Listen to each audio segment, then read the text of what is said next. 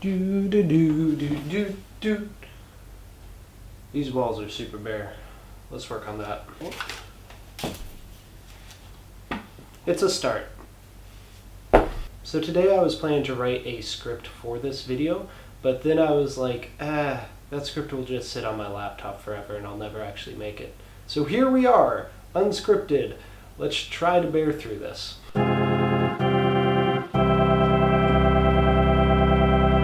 Back in the cringe days of this channel, I used to have a show called Sparta Night Unscripted, so I guess this is the predecessor to that. Except now I don't have a prepubescent mustache, and I usually don't wear my bathrobe in videos.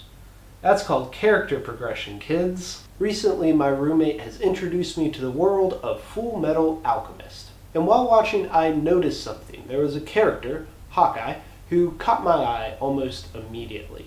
She didn't really have much to do in her first couple episodes, but automatically I'm like, I'm excited to go along with this character on their journey. Maybe I was picking up on my roommate's appreciation for the character, maybe I just have something for characters named Hawkeye, but I was down with this character even though I knew almost nothing about her. And I wasn't disappointed. She becomes a pretty big character in the story and is pretty awesome. She's determined and tough and has a really cool relationship with Colonel, what's his name?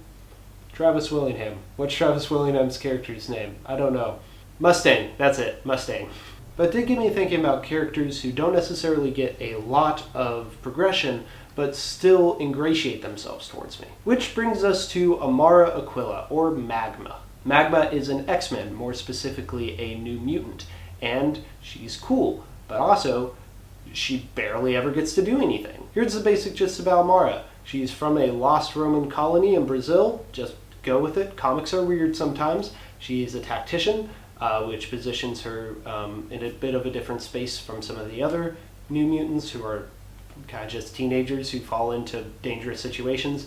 And she has a relationship with a not super villain, but a villainous character, and there's some conflict about that. That's it.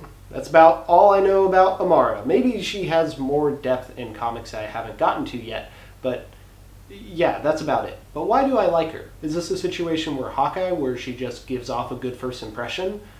No! In fact, she probably has the worst introduction of almost any X-Man. So, her colony's in Brazil, right? She has to disguise herself, so she disguises herself as a Brazilian, which means...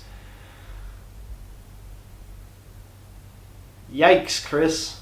That ain't it. Cersei, stop. Cats, man. And not the good kind, not the jellicle kind. Say goodbye to the people. You're getting kicked out of the studio. Well, maybe it's just positive association. She's definitely the weakest of the New Mutant characters, but I like the rest of the New Mutants, so do I just like her?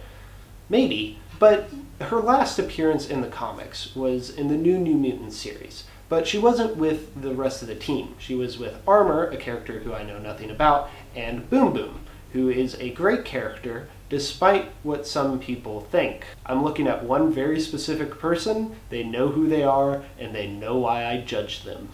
So that positive association doesn't really carry over to this story. Sure, I like Boom Boom, but Boom Boom doesn't mean that I automatically like Armor, so where does Amara fall on that? I think, in her case, it's potential.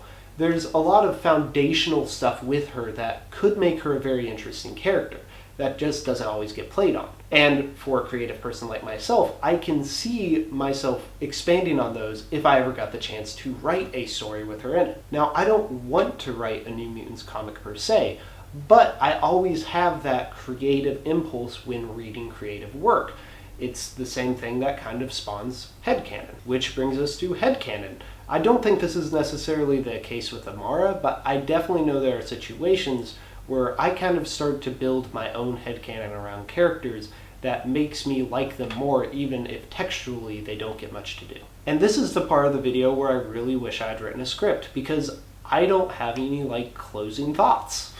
I think if I had to force a point with this video, it would be that these type of characters, who don't get much textual depth, but we still attach to, shows a certain amount of agency the reader has in a story. Whether they are creating headcanon or they're just expounding on a first impression, They like characters, even if those aren't necessarily the characters that the author or the publisher or the editor or whoever wanted to highlight. It's a cool way we can make characters and stories our own. So, what are some underdeveloped characters that you like?